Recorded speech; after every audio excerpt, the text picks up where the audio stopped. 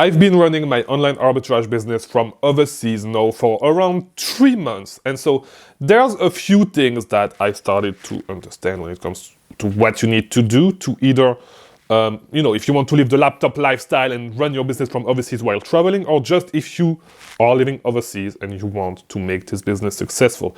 There's three essential things that I've been using and I'm going to share with you in today's video. Before we actually do, I am offering one-on-one coaching. If you need help to actually build a specific plan for your own needs, whether it is with running your business from overseas or if you want a specific plan, if you want us to build a plan to help you scale your business, if you need someone to mentor you through these steps, link in the description, book a call, look at my availability, and let's talk to make you reach your goals faster. Second thing, Discord server, because yes, we have a Discord server. Link in the description as well. The reason why you want to join the Discord server is because networking is one of the things that is going to help you grow faster than if you were not networking. Start meeting new people in the community, share ideas, talk with people. This is how you're gonna learn new stuff that you will not have been able to learn by yourself. So join the Discord server, come and go with us, talk with people. You're gonna make way more money and it's gonna be way more fun if you actually make friends in the industry that you can actually share your issues and the good and the bads with, all right? It's gonna be way more fun. So, first thing that I believe is essential, that was essential to my success running this business from overseas. But it's not that I believe it is, I know it is, because it's having a good prep center. You need a prep center to prep your orders, because the two things that you are running into some issues with when it comes to running your business from overseas is first, having your inventory prep and sent to Amazon, of course, and second, order cancellation. Sorry to spoil you, this is what we're going to talk next. But having a good prep center is a key. It's going to either make or break your business. I used to be with a prep center with I did not have. I'm trying to pay attention to the word that I use because I do not want to get sued, all right?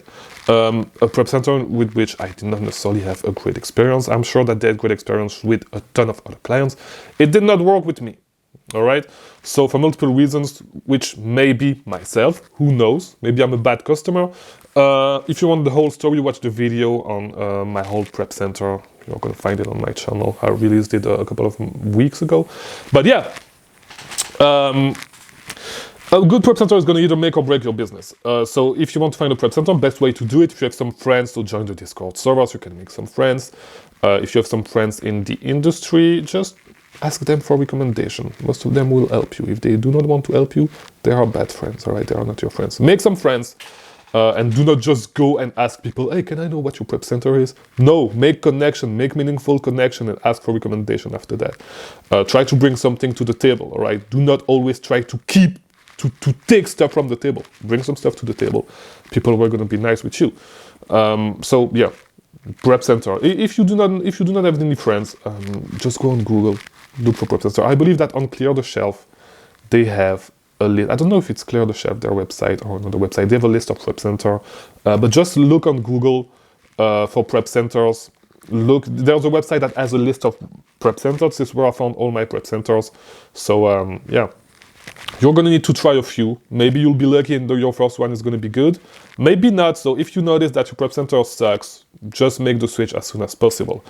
I'm happy with the prep center I am with right now. I'm not going to share it, so do not ask me. But yeah, I'm happy with the prep center I'm with right now, even though I haven't been sending a lot of inventory this month. I only placed one order this month, and it was yesterday for a multiple of reasons. Maybe I'll make a video on that tomorrow. I talked about it a little bit in the monthly recap, so if you want to see it, watch the monthly recap. Maybe I'll make a video on what is my strategy right now, exactly why am I doing this and where I am right now, because I'm a little bit pissed off. But I'm sitting on too much cash right now that I need to invest into inventory. So whole story tomorrow, in tomorrow's video. If you do not want this as a video, or if you want this as a video, let me know in the comments. If you do not want it, let me know in the comments as well. So leave some comments, so it boosts me with the algorithm. Fuck this. But yeah. That's with the prep center. The second thing that I believe actually helped me, all right? The second thing that I believe actually helped me is having an American debit card, an American credit card, an American bank, and a real bank. Because what I noticed is that a lot of people running the business from other countries try to actually place order with Wise Bank, with a debit card from Wise Bank. It looks like payment processors do not necessarily like Wise Bank's debit card for whatever reason, I'm not sure. But I noticed that a lot of orders get cancelled when you actually try to place orders with the debit card from Wise Bank. Why? I have no idea. But yeah, I've noticed this with a couple of friends. A friend from France who's actually trying to run his business, online arbitrage business, and DK from that I talked about in a previous video. Shout out to you once again, DK, one of the most active member on the Discord server. That's always been there in the live call. So yeah, just hang out with DK if you want to learn some stuff, because he's starting to figure out some shit running his business from overseas, which is in a different way. But what I was trying to say is, if you can make the trip to the US, all right, to open, like, have your LLC set up before, get your EIN, and then make the trip to the US, if you can, to open a business bank account in the US with one of the big banks. Bank of America, Chase, Wells Fargo, and I would recommend Chase because I love Chase. A lot of people have issues with Wells Fargo, but you can use TD Bank. I believe that Capital One now has business bank account, I'm not sure.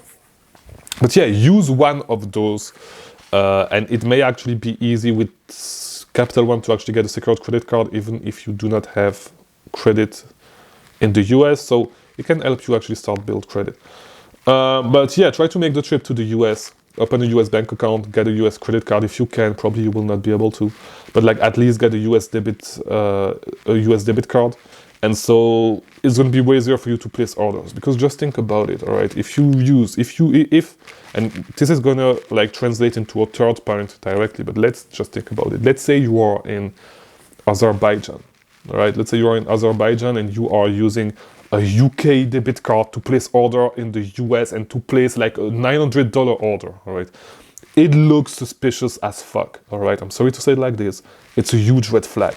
Nothing with Azerbaijan. I have nothing against Azerbaijan. I have nothing against the UK. But to the eye of the payment processor, it's going to look suspicious. And so this is why your orders are going to get cancelled. You want to look the less suspicious as possible. You want to raise the least amount of red flags that you can. You want to fly under the radar so you can place a lot of orders without them being cancelled, because you're going to deal with a lot of other cancellations. So having an American debit card, having an American bank account is the first step into looking legit in the eye of the payment processor. You want to look legit. You do not want to raise red flags, all right? Because if the reason they cancel your orders is because it's a potential loss for them, if your order is actually fraud. It is not fraud because you're ordering inventory, but it looks like it may be fraud. So this is why they are super careful and they cancel your order. So this is why you want a US bank account. This is why you want a US credit card. And this is the reason why I am so lucky, because I studied in the US, I lived in the US. I'm going to go back to the US. So I have a residence in the US. I do have American bank account, American credit card. I'm in the American banking system. It's easy for me to place orders, all right, because I have an American billing address as well. So I do not run into too many issues.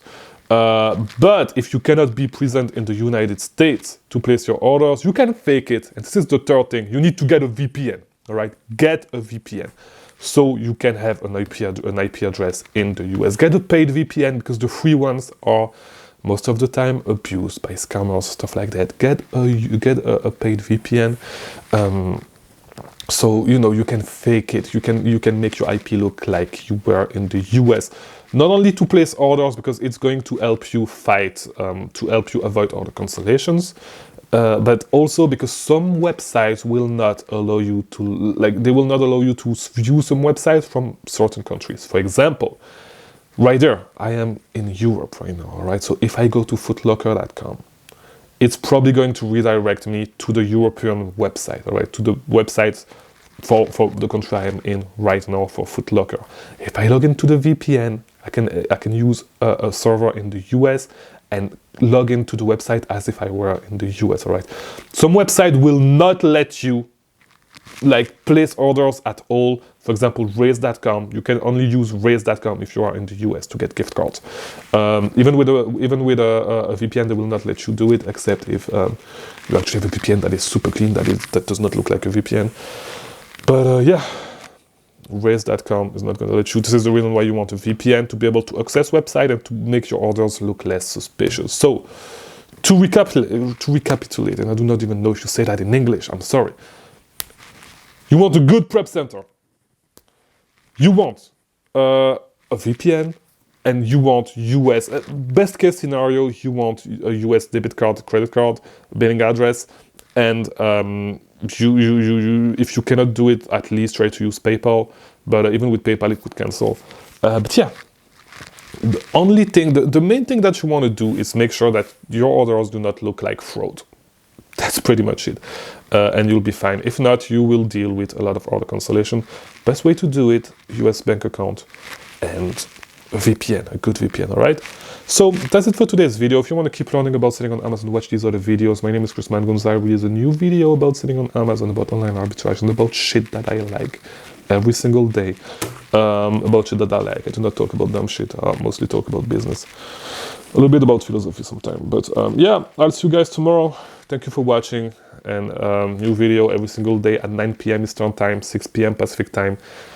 I'm sorry, 3 p.m. Eastern Time, noon Pacific Time, 9 p.m. European Central Time.